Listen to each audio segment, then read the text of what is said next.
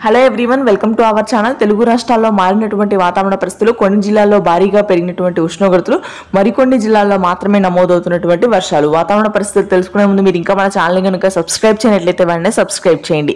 October మొదటి వారంలో మళ్ళీ వర్షాలు నమోదు అవనున్నాయి. అయితే రానున్నటువంటి 2 రోజులు తెలంగాణ జిల్లాలో దాదాపుగా ఉష్ణోగ్రతలు పెరిగే అవకాశం ఉంది. ముఖ్యంగా హైదరాబాద్ నగర ప్రాంతంలో 33 నుంచి 36 డిగ్రీల వరకు ఉష్ణోగ్రతలు నమోదు కానున్నాయి. రాత్రి సమయంలో 1-2 చోట్ల, ముఖ్యంగా మధ్య తెలంగాణ జిల్లాలోని ఖమ్మం, నిజామాబాద్, ఆదిలాబాద్, నల్గొండ, అదేవిధంగా కుకట్పల్లి, అమీర్పేట, కాగజ్ నగర్ ప్రాంతాల్లో మోస్తరు వర్షాలు నమోదయ్యే అవకాశం ఉంది పలు చోట్ల.